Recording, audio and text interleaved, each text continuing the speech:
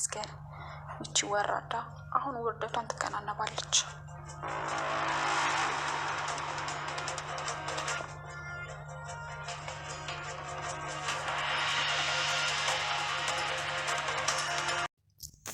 ሰላም ጤና ይስጥልኝ ውድ ተመልካች፣ እንዴት አደራችሁ? ወይስ እንዴት ዋላችሁ? ወይስ እንዴት አመሻችሁ? እንግዲህ ዛሬ አደራ ክፍል 43ን እየላችሁ ወጥቻለሁ። ላይክ እና ሰብስክራይብ ማድረጋችሁን እንዳትዘነጉ ማለት ነው ውድ ተመልካች። እንግዲህ ይሄ ድራማ በጣም አስተማሪና በጣም ጥሩ ደረጃ ላይ ያለ ድራማ፣ በጣም ሰውን የሚያረጋጋና የምታደርጉትን ነገር በእርጋታ የምታረጉና እያስተዋላችሁ የምታደርጉት ነገር ነው። ነገር ግን ነገሮቹ ዛሬ በጣም ከባድ ቢሆንም ወይዘሮ አልማዝ እንግዲህ በጣም ወይዘሮ አስቴር በጣም ተቀይራ በጣም ሁሉም ነገር ወንድሟን አላምን ብላ በጣም ሁሉም ነገር ገብቷት በጣም በአሁኑ ሰዓት ከእንግዲህ በኋላ ማንንም ሰው እንደማታምን ነው ፊቷ ላይ የሚያስታውቀው። እንግዲህ የዲኤን ምርመራ እስከ ቤት ድረስ አመጣች። ስታመጣ ቃልዬ እያሾፈች ነበረ። ቃልዬ ምንም ነገር ለመመርመር ፈቃደኛ አይደለችም። ቃልዬ ለምን ፈቃደኛ እንዳልሆነች ግን ከመጀመሪያውንም የሷ ልጅ እንዳልሆነች እሷና ባህሩ ለጥቅም ነው እንጂ ተስማምተው እህቶቿን እንደዛ ያደረጉት እንጂ ምንም ነገር ፋይዳ እንደሌላት ምንም ነገር የማታስብ ሴት እንዳልሆነች በደንብ ነው እነሱ የሚያውቁት ማለት ነው። ነገር ግን እሷ ስትጨናነቅ እስከ ቤት ድረስ እኔ አመጣለሁ ብላ እሷ ስትናገር ነበረ። አቶ ባህሩ እኔ በጣም ኃይለኛ ጭንቀት ውስጥ ነው ያለው። ይሄ ነገር ከተነቃብን ሁሉም ነገር ብትንትኑ እንደወጣብን ነው የማውቀውና ይሄን ነገር እንዴት አባታችን ነው የምናደርገው ብላ ወይዘሮ ቃሌት ስታነጋግረው ነበረ። ነገር ግን አቶ በኃይሉ ቦታም አልሰጣትም፣ ምንምም አላላትም። አቶ በኃይሉ ግን ምንም ነገር ሳይናገር ስለዚህ ሁሉንም ነገር በራሱ እሱ በፈቀደው በራሱ ብቻ ነው ያሰበው። እኔ ነኝ ሆስፒታሎቹን አነጋግሬ ከሆስፒታሎቹ ጋራ እኔ የማውቀው ሆስፒታል አለ፣ የዲኤምኤንም እንደ ነገሩ እናረገዋለን፣ ምንም ነገር አትጨናነቂ ሲል ነበረ። ነገር ግን ተጨናነቀችም አልተጨናነቀችም እሷ ምንም ኬር አልሰጣትም ነበረ። ነገሮቹ በአሁኑ ሰዓት እነሱ ቃሉና አቶ በኃይሉ በተስማሙበት ምክንያት እነሱ እንዳሉት እሺ ብለው ተነስተው ሄደው አምጥተው ነበረ። ሄደው ሲያመጡ እንግዲህ ማንንም ሰው አላመካከረችም ነበረ። ማነች እሷ? ወይዘሮ ሰላሚና ሄዳ ነው የምትፈልገውን ዶክተር እስከ ቤት አምጥታ የፀጉር ምርመራ እያረገች እያለ ቃሉ ፀጉርሽ እባክሽ ዶክተሩ እባክሽ ተረጋጊና እባክሽ ትንሽዬ ብቻ ነው ለናሙና ነው ከእጅሽ ላይ ከፀጉርሽ ላይ የሚወሰደው እጅሽ አይቆረጥም፣ እባክሽ ተረጋጊ በሚል ሁኔታ ሲያነጋግራት ነበረ። በፍጹም ቦታ የላትም ነበረ ለሱ። እሷ ዞሮ አንዴ ሆዴን አመመኝ፣ አንዴ ምንን ሽንት ቤት ደርሼ ልምጣ ትላለች። እሷ ግን እንደዚህ የምትቀበጣጠረው እንዳይነቃብኝ ብላ ነው። ነገር ግን መነቃቱ የማይቀር ነውና ወይዘሮ ሰላሚና በጣም ነቅታለች። ወይዘሮ ሰላሚና ነቅታለች። ስለዚህ እሷ ሽንት ቤት ሄጄ ሆዴን ያመኛል፣ ሽንት ቤትም መሄድ እፈልጋለሁ፣ ብቻ ብዙ ነገርም እየዘበራረቀች ነው። ሽንት ቤትም ሄደች የትም ሄደች ከአቶ ባህሩ ስር ጋራ መውጣት አትፈልግም ነበረ። አቶ ባህሩ ግን ነገሮቹን ሁሉ እሱ የማመቻች መስሏት እሷ በጣም እየተጨናነቀች ነበረ። ከአቶ በኃይሉ በኋላ ምንም ነገር የሚሆን አይመስላትም ነበረ ቃልዬ። በስተመጨረሻ ላይ ሆዴን ያስቀምጠኛል ምን ይለኛል እያለች ስትወዛገብ ነበረ።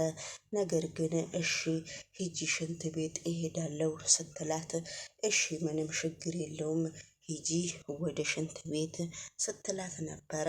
ወደ ሽንት ቤት እሷ ገባች ብላ እነሱ ከነ ዶክተሩ ቁጭ ብሎ ሲጠብቃት ዶክተሩ እባክሽ ምንም የማደርግሽ ነገር እስከሌለ አንቺ ደግሞ እባክሽን ቶሎ ብለሽ ነይ እኔ ምንም ነገር አንቺን ማረግ እስከማልችል ድረስ ብሎ ሲጠይቃት ነበረ። ምንም ችግር የለውም ብላም እሷም ተነስታም ስትሄድ ነበረ። ከሄደች በኋላ እሷ ውሸቷን ሽንት ቤት ሳይሆን ሽንት ቤት እንደሚሄድ ሰው ብላ ቀስ ብላ ዝም ብላ ነበረ። ስልክ ደውላ እያወራች እኔ ችግር ውስጥ ነው ያለሁት ተነቃ ማለት አለቅን ማለት ነውና ምን ይሻላል አቶ በኃይሉ ሰውየው ቤት ውስጥ ነው ያለውና ስለዚህ ለምንድነው እንደዚህ የሚሆነው በማለት እንግዲህ በጣም እያሰበች ነውና አሰበችም አላሰበችም ምንም ነገር አያስፈልግም። በጣም ሁሉም ነገር በጣም ከባድ እስከሆነ ድረስ ስለዚህ እንግዲህ ውድ ተመልካች በስተመጨረሻ ላይ የሷ ፀጉርም እየተቆረጠ ተደረሰበት። አቶ በኃይሉ እየሮጠ መጣና ምን እንደሚናገር ሲጠፋበት ነበረ። ምን እያረጋችሁ ነው ብሎ ቀስ ብሎ ሲጠይቃቸው ነበረ። ጠየቀም አልጠየቀም ነገሮቹ ትንሽ በጣም ከበድበድ የሚሉ ስለሆነ ነገሮቹም በጣም የሚያስጨንቁና አፍን በእጅ የሚያስይዙ ነገሮች እስከሆነ አቶ በኃይሉ ዝም ነው ያለው። እንዴ ሰላሜና ምን እያረግሽ ነው? ሰውየው እንግዲህ ዶክተሩ ሁሉንም ነገር ጨርሶ ልክ ወጣ ሊል ሲል አቶ በኃይሉ መጣ። አቶ በኃይሉ ሲመጣ ምነው አቶ በኃይሉ ለምንድነው የምትሄደው? ለምንድነው የመጣከው? ብላም ልትጠይቀውም አልቻለችውም ነበረ። ነገሮቹ ግን በጣም ግልጽ ነውና አቶ በኃይሉ መጣና ዶክተሩን ሰላሜና ምን ሆነሽ ነው? ለምንድነው ዶክተሩ ሳይበላ ሳይጠጣ የሚሄደው? እንዴት ነው እንደዚህ የምታረጊው? ቡና ጠጪ አትይም ወይ? ጥሩ ነገር አላረግሽም ብሎ ዶክተሩን ወይዘሮ ሰላሜናን ሲያነጋግራት ነበረ። ወይዘሮ ሰላሜና ደግሞ አዎ አቶ በኃይሉ እውነትህን ነው አዎ እንደዛ ነው ብላ እንግዲህ ስትናገር ነበረና ነገሮቹ እንዳይነቃባቸው ፈልጎ ነው እንጂ ምንም ነገር ለሰላሜናና ለወይዘሮ ሰላሜና አስበው እንዳልሆኑ ነገሮቹ በግልጽ ነው የሚታዩት ማለት ነውና እንግዲህ አቶ በኃይሉም ሁሉም እንግዲህ ከሱ በፊት የዲኤንኤ ፀጉር ምርመራም ሰውየው መረመረና ሰውየው እንግዲህ ወስዷል ማለት ነው። ወሰደ ከዛ ቶሎ አፋጥነዋለሁ ብሎ ነው ሰውየው የቃሉን ፀጉር ሻንጣ ውስጥ አርግቶ ከዛ ልክ ስለ አቶ በኃይሉ ምነው ነውር አይደለ እንዴ ቡና ሳይጠጣ እንዴት ነው የሚኬደው? በሚል ሁኔታ እንግዲህ ውድ ተመልካች አቶ በኃይሉም ደረሰበት ማለት ነው። ግን በስተመጨረሻ ላይ በምን እንደሚቋጭ ቪዲዮውን ስላልጨረስኩት አብረን ቪዲዮውን እንከታተላለን። አቶ በኃይሉና ወይዘሪት ቃልዬ በጣም በቃ ከሚገባ በላይ የሌለ ተግባር እያረጉ ነውና እንግዲህ ውድ ተመልካች በጣም ከባባድ ነገሮች እስከሆኑ ድረስ እናንተም እንግዲህ ከስራችን ከዚህ ድራማ በጣም ብዙ ነገር ትማራላችሁ ብዬ አስባለሁ። አብረን እንከታተላለን። እናንተም ላይክ እና ሰብስክራይብ እና ሼር እያደረጋችሁ ይሄንን ቻናል ብታበረታቱኝ ስለ እውነት በጣም ደስ ይለኛል።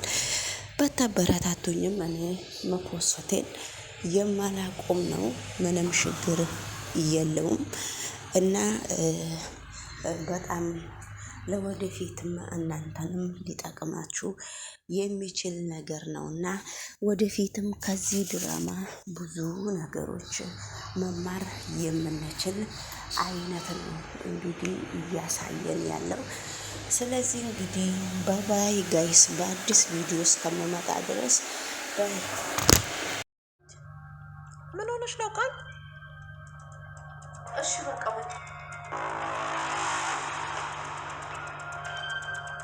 ዶክተር እባክህን አረፍ በል።